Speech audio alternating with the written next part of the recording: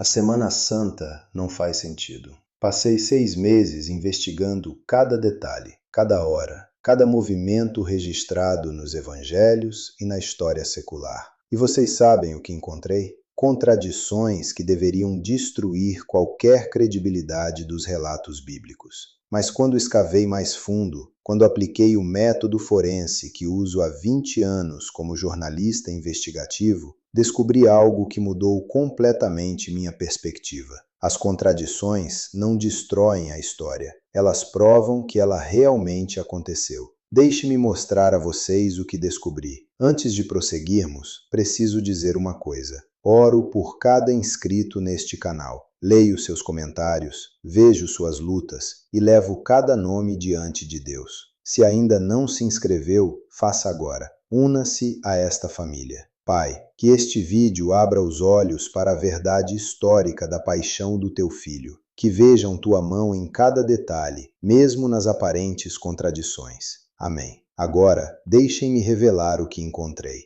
Quando comecei esta investigação, meu objetivo era simples: mapear cronologicamente cada evento da Semana Santa, usando apenas fontes históricas verificáveis. Não queria teologia, não queria interpretações, queria fatos duros como pedra. Peguei os 4 evangelhos, os coloquei lado a lado e comecei a construir uma timeline minuto a minuto. E foi aí que tudo desmoronou. Domingo de Ramos. Marcos diz que Jesus entrou em Jerusalém, olhou ao redor do templo e saiu porque já era tarde. Mateus e Lucas dizem que ele limpou o templo no mesmo dia. João coloca a limpeza do templo no início do ministério, 3 anos antes. Primeira contradição. Segunda-feira, Mateus diz que Jesus amaldiçoou a figueira depois de limpar o templo. Marcos inverte a ordem completamente. Marcos diz que a figueira secou na terça. Mateus diz que secou imediatamente. Segunda contradição. Mas é na cronologia da crucificação que tudo explode. João diz que Jesus foi crucificado na véspera da Páscoa,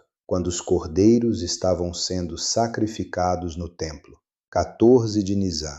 Os sinóticos, Mateus, Marcos e Lucas, dizem claramente que a última ceia foi a ceia pascal, o que colocaria a crucificação em 15 de Nisan, uma diferença de 24 horas que deveria invalidar todos os relatos. Como jornalista investigativo, sei reconhecer quando uma história foi fabricada posteriormente. Histórias inventadas são consistentes demais. Todo detalhe se encaixa perfeitamente, porque foram construídas para isso.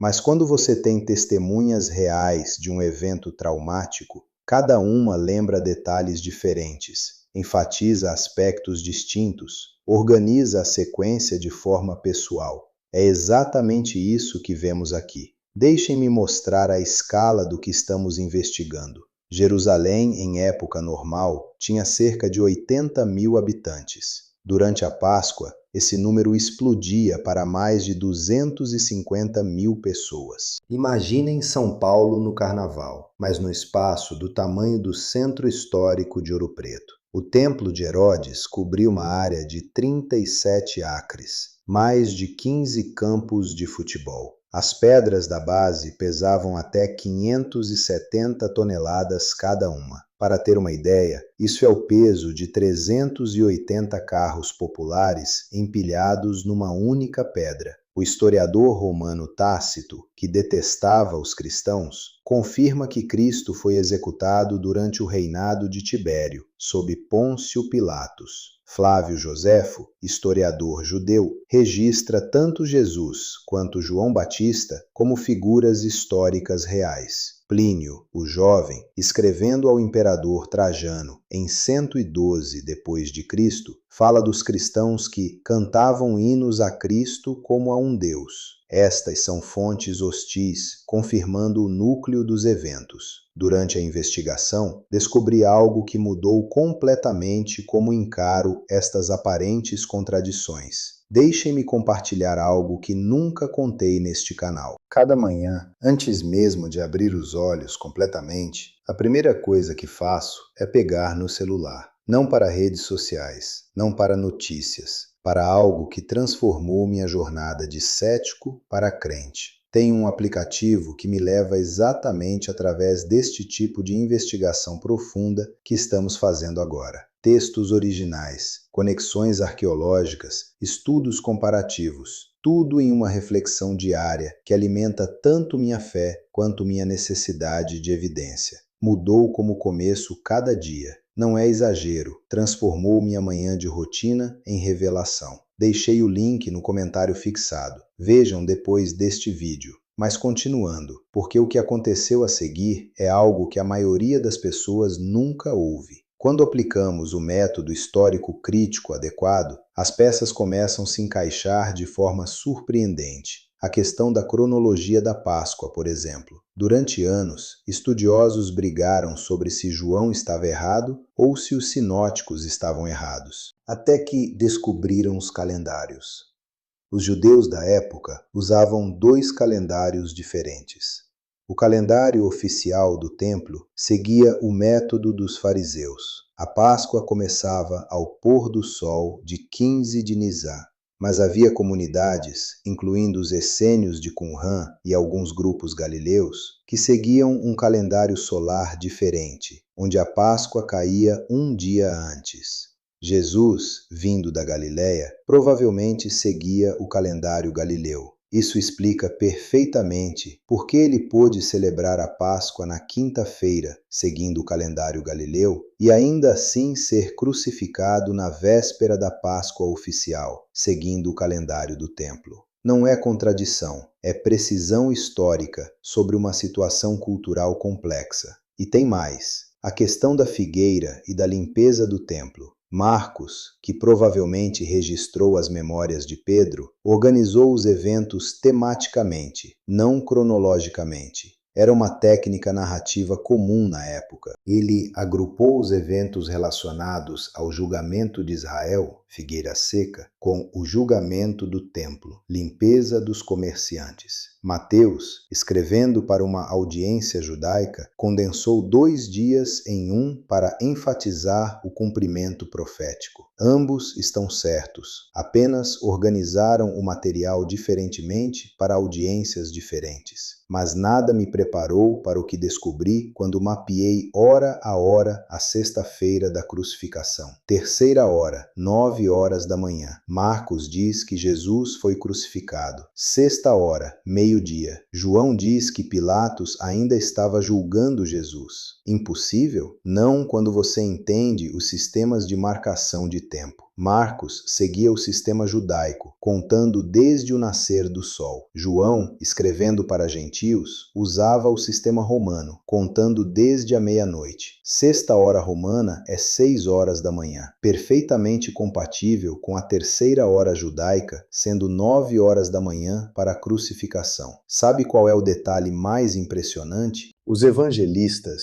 não tentaram harmonizar suas narrativas. Se estivessem inventando uma história, teriam se sentado juntos e acertado todos os detalhes. O fato de cada um ter preservado sua perspectiva única, sua marcação de tempo específica, sua seleção particular de eventos, é exatamente o que esperaríamos de testemunhas reais de eventos traumáticos. Agora deixem-me levar vocês para dentro daquela semana. Fechem os olhos por um momento. Vocês estão em Jerusalém, segunda-feira da Semana Santa, 33 depois de Cristo. O ar ainda carrega o cheiro de incenso e sacrifícios do domingo. As ruas estreitas ecoam com o barulho de milhares de peregrinos preparando o Cordeiro Pascal. As pedras do templo ainda estão aquecidas pelo sol da tarde. Jesus caminha pelas mesmas pedras onde Davi uma vez dançou, onde Salomão dedicou o primeiro templo, onde Esdras leu a lei após o exílio. Suas sandálias tocam pedras que viram 1000 anos de história,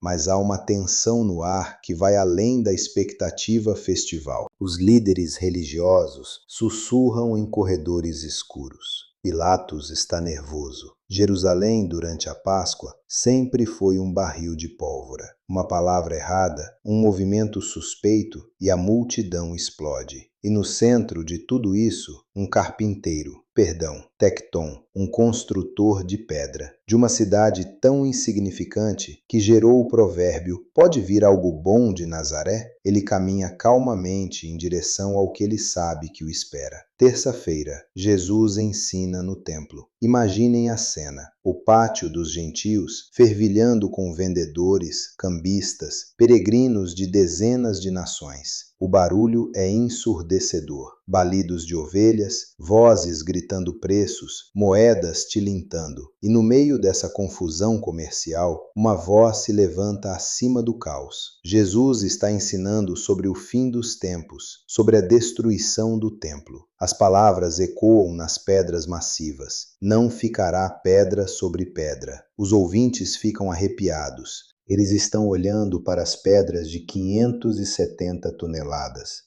e ouvindo alguém profetizar sua queda total. 40 anos depois, cada palavra se cumpriu literalmente. Quarta-feira, Betânia, a casa de Lázaro, Marta e Maria.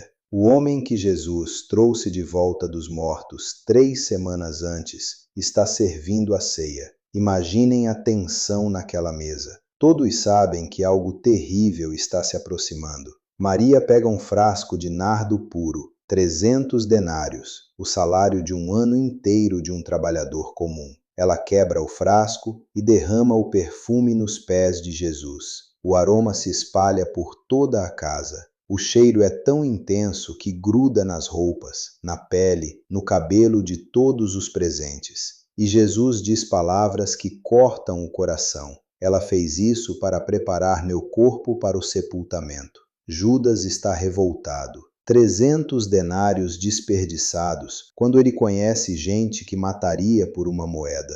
É nesta noite que ele toma a decisão. Amanhã ele procurará os principais sacerdotes. Quinta-feira, o cenáculo. Rua que hoje fica no Monte Sião, numa casa com um andar superior grande e mobiliado. Pedro e João chegaram cedo para preparar a Páscoa. Compraram um cordeiro sem defeito no mercado do templo, levaram para ser sacrificado pelos sacerdotes. O sangue foi aspergido no altar, a gordura queimada como oferta. É irônico de uma forma que me dá arrepios. Enquanto cordeiros literais estão sendo sacrificados no templo, o cordeiro profético está se preparando para sua própria morte a poucos metros de distância. O sol se põe. A Páscoa judaica começa. 13 homens se reúnem ao redor de uma mesa baixa, reclinados em almofadas como era o costume. A sala está iluminada por lamparinas de óleo. As sombras dançam nas paredes de pedra. Jesus pega o pão. Suas mãos, as mesmas que curaram leprosos, abriram olhos cegos, ressuscitaram mortos, agora tremem ligeiramente. Ele sabe o que essas mãos vão sofrer em menos de 18 horas.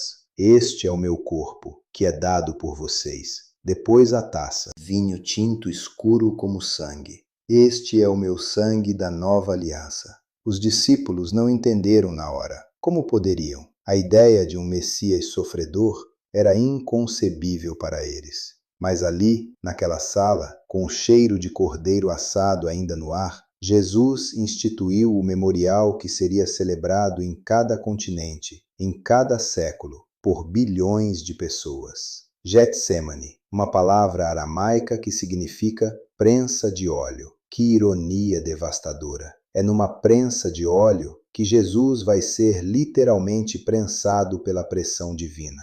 11 da noite, talvez meia-noite. A lua cheia da Páscoa ilumina as oliveiras antigas. Algumas dessas árvores têm mais de 1000 anos. Jesus pode ter orado literalmente sob as mesmas oliveiras que existem hoje. O grupo para a 100 metros da entrada. Jesus leva apenas Pedro, Tiago e João mais para dentro. Ele precisa ficar sozinho para o que vem a seguir. Minha alma está profundamente triste, até a morte. E então acontece algo que a medicina moderna confirma como clinicamente possível. Hematidrose. Jesus sua sangue. Quando o estresse emocional atinge níveis extremos, os capilares ao redor das glândulas sudoríparas podem se romper, misturando sangue com suor. Lucas, sendo médico, é o único que registra este detalhe médico preciso. Mas há mais na oração de Getsêmani do que a agonia física. É aqui que vemos algo que me destrói toda vez que penso. O Filho Eterno, que nunca experimentou separação do Pai, está prestes a carregar sobre si todo o pecado da humanidade. Pela primeira vez em toda a eternidade, vai experimentar separação divina. Pai, se possível, passe de mim este cálice. Não é medo da dor física, embora essa venha a ser brutal. É o terror cósmico de carregar a ira divina contra o pecado. E vocês sabem o que mais me impacta? Os discípulos dormem. Pedro, que disse que morreria por Jesus, não consegue ficar acordado por uma hora. É tão humano, tão real, tão verdadeiro. Se alguém estivesse inventando essa história, teria feito os heróis agirem heroicamente. Mas a verdade é bagunçada. A verdade é que quando Deus mais precisou de companhia humana, os humanos dormiram. Pausa aqui por um momento, porque sei que alguém assistindo agora está passando pelo seu próprio Getsêmani. Talvez vocês se sintam sozinhos. Talvez Deus pareça silencioso. Talvez a pressão seja tanta que vocês estão suando sangue emocional. Escrevam nos comentários pelo que estão passando. Leio cada um, e esta comunidade ora uns pelos outros. Não estão sozinhos. 1 da madrugada. Judas chega com uma multidão armada com espadas e porretes. Numa cultura onde homens se beijavam como cumprimento, ele usa um beijo como sinal de traição. Jesus poderia ter chamado 12 legiões de anjos, 72.000 seres celestiais. Cada anjo tem poder para matar 185.000 homens numa noite, como aconteceu com o exército assírio em 2 Reis. Ele tinha poder para vaporizar toda Jerusalém com um pensamento, mas deixa-se ser preso. Pedro saca a espada e corta a orelha de Malco, servo do sumo sacerdote. Jesus cura o homem no mesmo momento, seu último milagre de cura antes da cruz. Mesmo sendo preso injustamente, ele cura seu próprio perseguidor. 2 da madrugada, casa de Anás. O interrogatório legal começa. Pela lei judaica, julgamentos capitais não podem acontecer à noite. Pela lei romana, o acusado tem direito à defesa. Ambas as leis são violadas repetidamente. Anás tenta fazer Jesus se incriminar. A tática não funciona. 3 da madrugada, casa de Caifás. O sinédrio se reúne, mas não todos os 71 membros. José de Arimateia e Nicodemos, simpatizantes secretos de Jesus, provavelmente não foram convocados. Eles trouxeram falsas testemunhas, mas as histórias não batiam. Pela lei judaica, eram necessárias pelo menos 2 testemunhas concordantes para a condenação. Não conseguiram. Caifás está desesperado. Finalmente ele pergunta diretamente: "Você é o Cristo, o Filho do Deus bendito?" Jesus poderia ter se esquivado, poderia ter dado uma resposta ambígua, mas ele responde: "Eu sou. E verão o Filho do Homem sentado à direita do poder e vindo com as nuvens do céu." Caifás rasga suas vestes, um ato proibido para o sumo sacerdote pela lei mosaica, mas ele está tão furioso que ignora a própria lei que deveria defender. "Blasfêmia!" grita. A condenação está selada. 5 da madrugada. Pedro nega Jesus 3 vezes, exatamente como foi profetizado. Quando o galo canta, Jesus, que está sendo espancado no pátio, olha diretamente para Pedro através da multidão. É um olhar que Lucas descreve e que partiu Pedro completamente. Ele saiu e chorou amargamente. Eklausen pikros, no grego original. Não é um choro qualquer. É o tipo de soluçar que vem das entranhas, que sacode o corpo inteiro. 6 da madrugada. Jesus é levado a Pilatos, o pretório romano.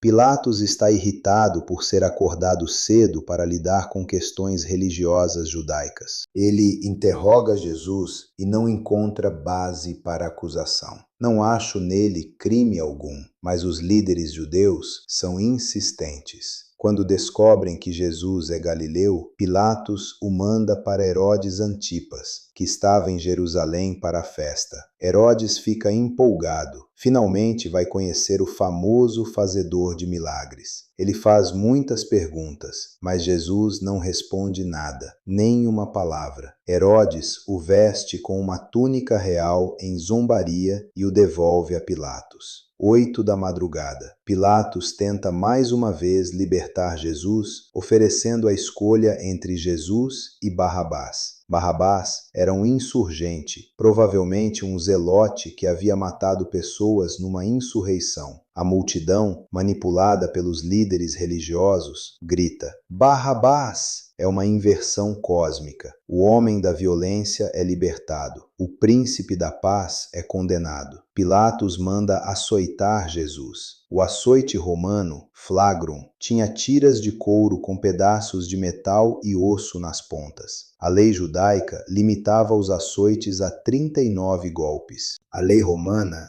não tinha limite. O objetivo era deixar a pessoa perto da morte sem matá-la. As costas de Jesus ficam em carne viva. Ossos da costela podem ter ficado expostos. Ele está perdendo muito sangue. Os soldados fazem uma coroa de espinhos. Não espinhos pequenos, provavelmente da planta Ziziphus spina Christi, com espinhos de 5 a 7 centímetros. Eles forçam isso na cabeça dele e batem com uma vara para cravar mais fundo. O couro cabeludo sangra profusamente, porque tem muitos vasos sanguíneos. Uma túnica roxa de escárnio. Ave, rei dos judeus, e mais pancadas. 9 da madrugada. Ecce homo, eis o homem. Pilatos apresenta Jesus flagelado à multidão, esperando que a visão do sofrimento os satisfaça. Mas eles gritam: crucifica-o! Pilatos cede à pressão política.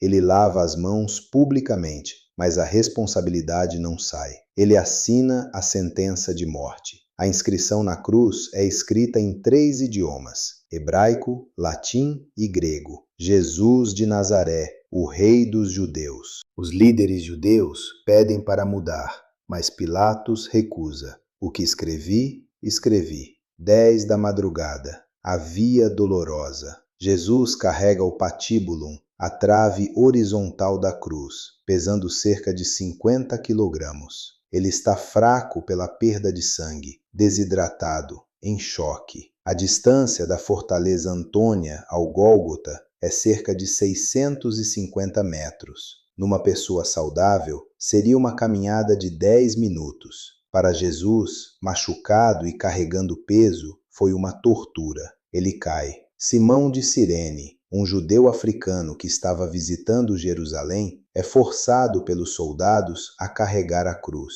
Mulheres de Jerusalém choram. Jesus, mesmo em agonia, pensa nos outros. Filhas de Jerusalém, não chorem por mim, mas por vocês e por seus filhos. Ele está profetizando a destruição de Jerusalém em 70 depois de Cristo. 12 horas. Gólgota, a caveira, um monte baixo fora dos muros da cidade, perto de uma das principais estradas. As crucificações eram espetáculos públicos, avisos para qualquer um que pensasse em desafiar Roma. Os soldados oferecem vinho misturado com mirra, um anestésico natural. Jesus prova, mas recusa. Ele vai enfrentar a morte plenamente consciente. Eles o deitam na cruz, pregos de ferro, não nos pulsos como mostram filmes, mas nas mãos, provavelmente no espaço de destote, entre os ossos do pulso, para sustentar o peso. Os pés são pregados com um prego através de ambos, cruzados. A dor é indescritível. O nervo mediano é perfurado pelos pregos, causando dor ardente irradiando pelos braços. Para respirar, ele precisa se apoiar nos pés pregados, empurrando para cima contra o prego. Cada respiração é uma tortura. A cruz é erguida e encaixada no buraco cavado na rocha. O choque da queda é brutal. Soldados romanos apostam suas vestes, cumprindo Salmo 22:18, escrito 1000 anos antes. Meio-dia. As trevas cobrem a terra. Por 3 horas, uma escuridão sobrenatural. Não é eclipse, A Páscoa acontece na lua cheia, impossibilitando o eclipse solar. É um sinal cósmico. A criação está reagindo à morte do Criador. 3 da tarde. Jesus grita: Eli, Eli, lema sabactani. Deus meu, por que me desamparaste? Não é desespero. É citação do Salmo 22, que começa com abandono, mas termina com triunfo. Jesus está declarando que está cumprindo as Escrituras mesmo na cruz. Tetelestai, está consumado. No grego é um termo contábil, significa pago integralmente. A dívida do pecado humano foi quitada. Ele entrega o Espírito voluntariamente. João testemunha que quando o soldado perfura o lado de Jesus com a lança, sai sangue e água. Medicamente, isso indica que o saco ao redor do coração se encheu de fluido. Morte por ruptura cardíaca. Jesus morreu literalmente de coração partido. O véu do templo se rasga de alto a baixo, uma cortina de 18 metros de altura e vários centímetros de espessura. O Santo dos Santos é exposto. O caminho para Deus está aberto. Sábado, silêncio. O dia mais silencioso da história. Os discípulos estão escondidos, aterrorizados. As mulheres estão devastadas. Pilatos está nervoso. Os líderes judeus estão satisfeitos. Mas nos reinos invisíveis está acontecendo algo extraordinário. Pedro, mais tarde, escreve que Jesus foi e pregou aos espíritos em prisão. O Salvador está proclamando vitória nos lugares de trevas. Domingo, madrugada. Maria Madalena vai ao túmulo. A pedra foi removida, não para Jesus sair, mas para elas entrarem. O túmulo está vazio.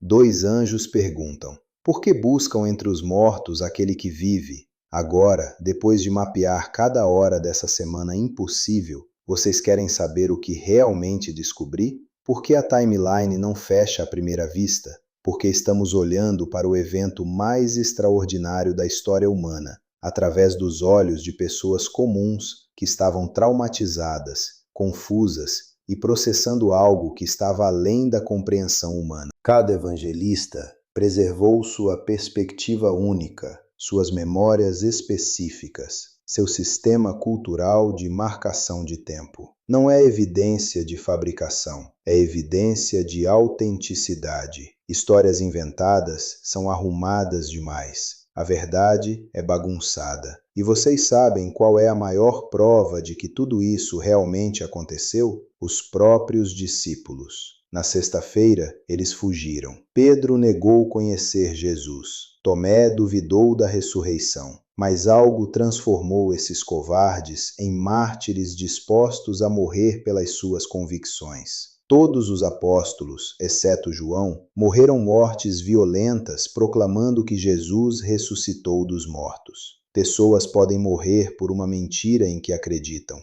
mas ninguém morre conscientemente por uma mentira que inventou. Eles sabiam se o corpo estava no túmulo ou não, e morreram afirmando que não estava. Então quero fazer uma pergunta pessoal, e falo sério. Quando foi a última vez que vocês sentiram que estavam vivendo o próprio Sábado Santo? Um dia de silêncio, onde Deus parecia ausente, onde a ressurreição parecia uma promessa distante demais para ser real. Agora, antes de saírem daqui, tudo o que acabamos de percorrer, as pedras, as profecias, as lágrimas de Cristo, a precisão histórica em meio ao caos aparente, isso não pode ficar apenas como um vídeo que vocês assistiram uma vez. Precisa se tornar parte da caminhada diária. É exatamente por isso que coloquei algo no comentário fixado. A ferramenta que mencionei antes, a que uso toda manhã antes de qualquer coisa. Ela pega tudo o que discutimos hoje e transforma em um encontro diário com Deus. Não uma vez, todo santo dia. Vão ao comentário fixado agora, não passem direto. Se chegaram até aqui, não são espectadores casuais, são buscadores.